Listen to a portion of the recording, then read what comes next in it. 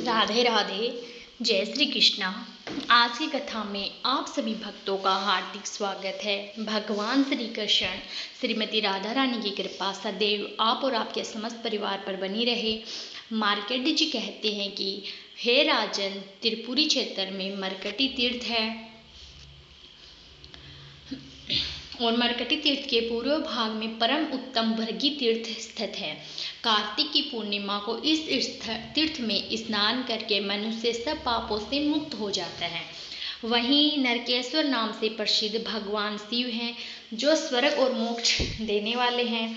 उनके आगे बांस का वृक्ष दिखाई देता है और उसके पूर्व भाग में त्रिलोचन नामक महादेव जी विराजमान हैं। उनके ललाट में स्थित तृतीय नेत्र का दर्शन करके मुनि श्रेष्ठ भृगु ने पृथ्वी पर दंडवत प्रणाम किया और इस प्रकार उनकी स्तुति की। भृगु बोले कि जो सब जीवों के भीतर उनके आत्मा रूप में विराजमान है, समस्त भूतों के ईश्वर हैं, कल्याण एवं ऐश्वर्य प्रदान करने वाले हैं, सबका पाप हर लेने के कारण इन्हें हर कहते हैं, जो कल्याण स्वरूप तेज स्वरूप पशुपति एवं अखिल विश्व के स्वामी हैं, जिनमें दोष मात्र का सर्वथा भाव है तथा जो नित्य विज्ञानानंद स्वरूप है, उन भगवान शिव को मैं प्रणाम करता हूँ। हे प्रभु, मैं दूसरों का तिरस्कार करने के पाप से पराजित हूँ, मेरी उस पाप से रक्षा कीजिए। हे परमेश्वर, उस क्षणभंगुर शरीर के भीतर मेरे मन में आत्मा अभिमान का उदय हो गया है। मैं देह को ही आत्मा मानने लगा हूँ। अतएव कुमार की ओर दृष्टि रखने वाले मुझ दीन की आप रक्षा करें। हे प्रभु, मुझ दीन ब्राह्मण को ज्ञान देने के लिए उद्यत होइए। आप तो सदा सबका कल्याण करने वाले हैं, फिर मुझे मुड़ देखकर भी ज्ञान दान में विलंब क्यों करते हैं। हे हरि, आप मेरी बढ़ी हुई तृष्णा को हर ले और मुझे स्थिर रहने वाली लक्ष्मी प्रदान करें। हे महेश्वरी, आपकी तीर्थों में जाने मात्र से जो पुण्य होता है, वह सदा ही मोक्ष का उच्छेद, पापों का विनाश और संसार सागर से उद्धार करता है। परंतु मुझ भाग्यहीन ने उस पुण्य का संचय भी नहीं किया है। महर्षि भृगु के द्वारा कहे हुए इस करुणा हृदय नामक स्त्रोत का जो प्रतिदिन प्रातः काल उठकर पाठ करता है, वह परम गति को प्राप्त होता है। इस स्त्रोत से संतुष्ट होकर भगवान विष्णु ने भृगु से कहा, हे विप्रवर, तुम्हारे मन में जिस जिस वर की अभिलाषा है, मैं वह सब तुझे दूंगा, साथ ही तुम्हें देव दुर्लभ उत्तम सिद्धि भी प्रदान करूंगा। भृगु ने कहा, हे देवेश्वर, यदि आप संतुष्ट हैं और मुझे वर देना चाहते हैं, तो पृथ्वी पर मेरे नाम की से इस तीर्थ की प्रसिद्धि हो। हे महेश्वर, मेरी दूसरी प्रार्थना है कि आप अपने को उस भृगु क्षेत्र में अवतरित करें, यहाँ सदा ही आपकी स्थिति बनी रहे। भगवान शंकर बोले, हे विप्रवर, ऐसा ही हो, तुम्हारे ही नाम से इस क्षेत्र की ख्याति होगी। हे युधिष्ठिर, इस भृगु क्षेत्र में 8 रुद्र बताए गए हैं। भृगु, शूली, वेद, चंद्र, मुख, अष्टहास, काल तथा कराली। इन सब के कारण भृगु क्षेत्र बहुत ही मनोरम और धन्य हो गया है। आइए विश्व संक्रांति, ग्रहण, व्याप्तिपति, दिन 6 और गज छाया आदि योगों में इस तीर्थ के भीतर जो स्नान, दान, होम, तर्पण और देव पूजन आदि सत्कर्म किए जाते हैं, वे सब अच्छे होते हैं। जो भृगु क्षेत्र में स्नान करके वहाँ एक रात्रि निवास करता है, उसे जो पुण्य प्राप्त होता है, वह सैकड़ों यज्ञों द्वारा भी उपलब्ध होने वाला नहीं है। संयमी मनुष्य भृगु तीर्थ की प्रदक्षिणा करके तत्काल विशुद्ध होकर शिवलोक में प्रतिष्ठित होता है। इस तीर्थ के महात्म्य में मनुष्य सब पातकों से मुक्त हो जाते हैं। प्राचीन काल में मोहन नाम से प्रसिद्ध एक गंधर्व राज्य था। वह ब्रह्मा जी की सभा में स्थित होकर सदा उनकी आराधना में ही तत्पर रहता था। एक दिन महर्षि दुर्वासा को वहाँ उपस्थित देखकर उसने उनकी हंसी उड़ाई। यह देखकर मुनि ने श्राप दिया कि अरे, तुझे अपने सुंदर रूप का बड़ा अभिमान है, तू जा चित्रकूट अर्थात चित्तकबरी कोढ़ से पीड़ित रहे। अब उस श्राप से भयभीत होकर गंधर्वराज ने मुनि से कहा कि हे विप्रवर, मुझ अज्ञानी पर प्रसन्न होकर आप अपने श्राप का अंत कीजिए। दुर्वासा जी बोले, गंधर्वराज, तू त्रिपुरी में नर्मदा के तट पर जा। वहाँ समस्त भयों का नाश करने वाले साक्षात भगवान सूर्य निवास करते हैं। नर्मदा के उत्तर तट पर उनका स्थान भास्कर तीर्थ के नाम से प्रसिद्ध है। उसमें स्नान करने से तुम पर लगा हुआ जो श्राप है वह निवृत्त हो जाएगा। तब वह गंधर्वराज दुर्वासा मुनि को प्रणाम करके नर्मदा के तट पर गया। वहां विधि पूर्वक स्नान करके उसने भगवान भास्कर की आराधना की। दिन रात तक आराधना होने पर चौथे दिन प्रातःकाल भगवान सूर्य ने कहा कि हे महाभाग, तुम कोई मनोवांछित वर मांगो। गांधर्व ने कहा, हे देवेश्वर, आपके प्रसाद से मेरा ये चित्रकुष्ठ निवृत्त हो जाए। तब भगवान सूर्य बोले कि एक वस्तु तदंतर वह श्राप से मुक्त होकर अपने लोक को चला गया। हे युधिष्ठिर, भास्कर तीर्थ में पुत्र की कामना से सावित्री देवी की आराधना की जाती है। यहाँ स्नान करके सूर्य देव का पूजन करने से मनुष्य पुत्रवान एवं रोग मुक्त होता है। वही दक्षिण भाग में कोटीश्वर महादेव हैं। उनका विधि पूर्वक पूजन करने से मनुष्य कोटिंग लिंगों की पूजा का फल पा लेता है।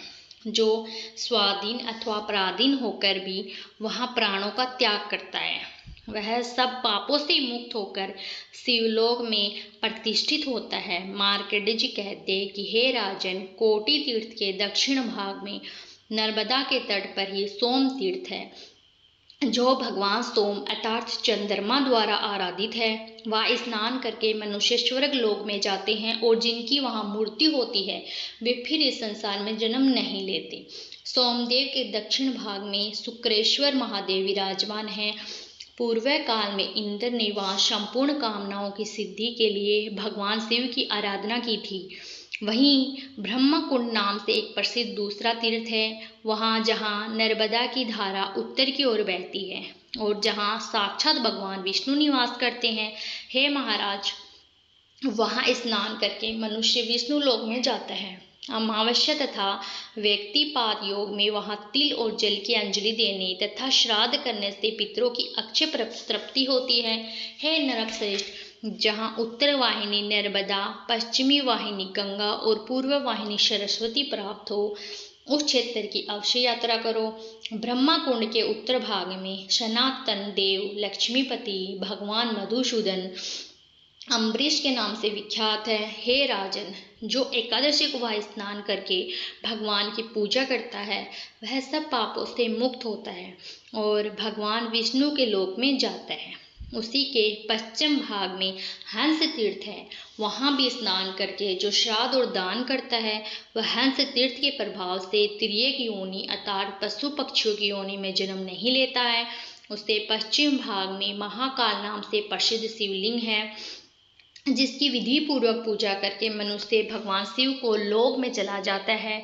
वही मातृ तीर्थ नाम से प्रसिद्ध जो पुण्य स्थान है उसमें मातृकेश्वर लिंग प्रतिष्ठित है। वहाँ स्नान करने से अश्वमेध का फल प्राप्त होता है।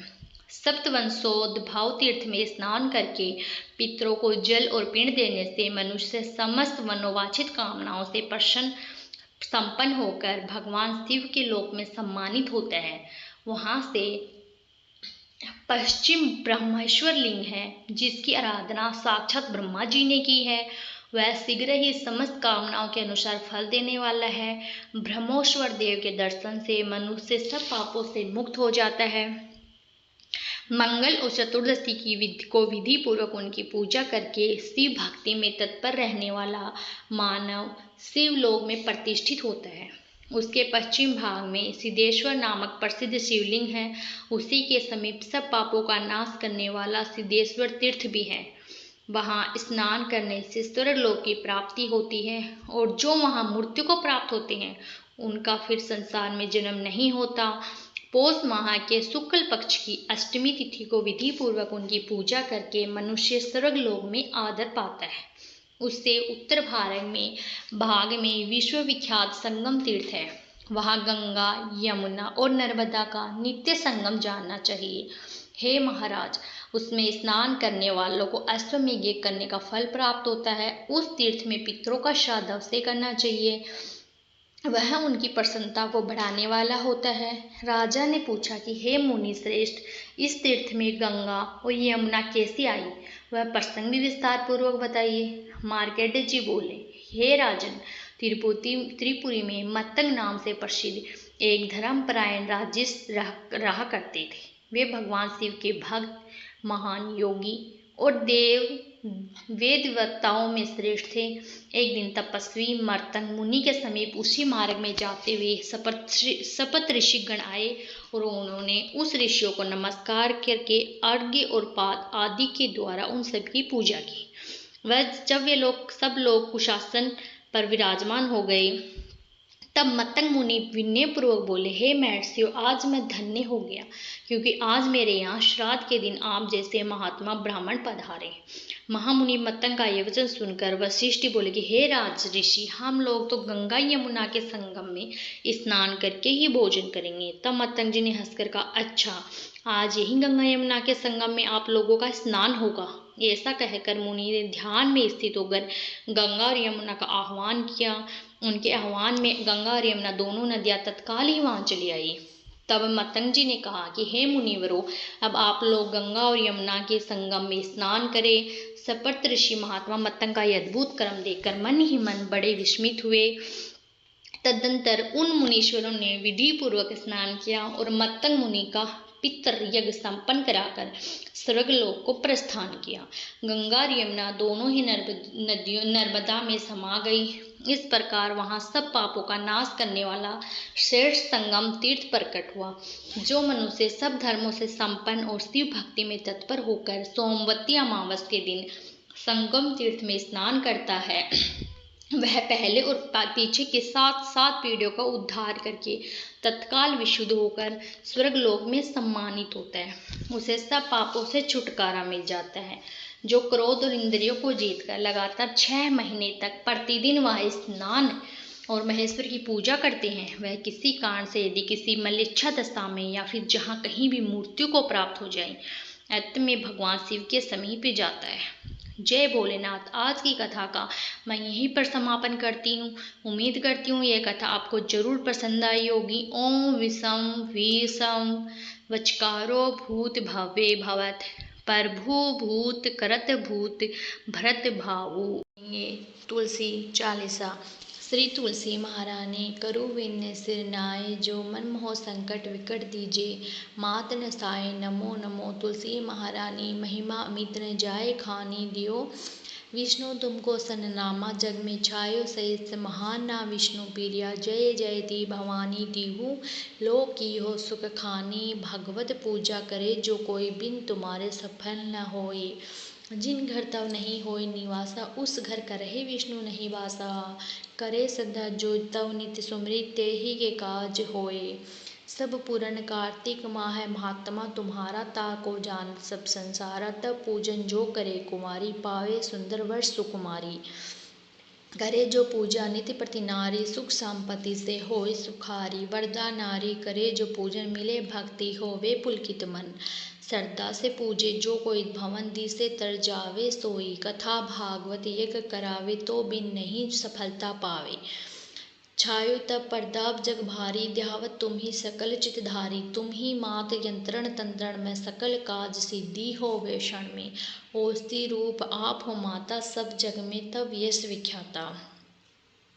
देव ऋषि मुनि और तपधारी, करत सदा तव जय जयकारी। वेद पुराण तब यश गाया, महिमा अगम पार नहीं पाया। नमो नमो जय जय सुख कारणी, नमो नमो जय जय दुखा निवारणी। नमो नमो सुख संपत्ति देनी, नमो नमो घाट छेनी। नमो नमो भगदग दुर्हरणी, नमो दुष्ट अनशन में छेनी। नमो नमो भव पाव पार उतारनी, नमो नमो परलोक सुधारनी। नमो नमो निज भक्तन उर्बारणी, नमो नमो जन काज सवारनी। नमो नमो जय कुमति नशावनी, नमो नमो सब सुख उपजा नवनी। जयति जयति जय तुलसी माई, ध्याय तुमको शीस नवाई। निज जन माँ जानी मोहि अपनाओ, बिगड़े कारज आप बनाओ। करो विनय में मात तुम्हारी पूर्ण आशा करूँ हमारी शरण चरण कर जोरी मनाऊं निस दिन तेरे ही गुण गाऊं। करो मात अब तो माया पर धाया निर्मल हो सकल मम काया मांगो मात यही वर दीजिए सकल मनोरथ पूर्ण कीजिए। जानू नहीं न कुछ नेम आचारा क्षम हो मातु अपराध हमारा 12 मास करे जो पूजा तो सम जग में ओ नहीं दूजा। प्रथम ही गंगा जल मंगवावे फिर सुंदर स्नान करावे। चंदन अक्षत पुष्प चढ़ावे धूप दीप नैवेद्य लगावे। करे आचमन गंगा जल से ध्यान करे हृदय निर्मल से। पाठ करे फिर चालीसा की स्तुति करे मात तुलसा की है विधि। पूजा करे हमेशा ताके मन नहीं रहे कलेसा। करे मास कार्तिक का साधन सोवे नित पवित्र हुई जाही। यह कहा कथा महासुखदाई पढ़े सुने सो भाव तर जाई। यह तुलसी चालीसा पाठ करे जो कोई गोविंद सो फल पावे ही जो मन इच्छा होई। तुलसी चालीसा संपूर्ण। अब आप सुनेंगे तुलसी महारानी की आरती। तुलसी महारानी नमो नमो हरि की पटरानी नमो नमो। तुलसी महारानी नमो नमो हरि की पटरानी नमो नमो। धन्य तुलसी पूर्ण कीन्यो धन्य तुलसी पूर्ण तप कीन्यो। शालिग्राम की बनी पटरानी नमो नमो। तुलसी महारानी नमो नमो हरि की पटरानी नमो नमो।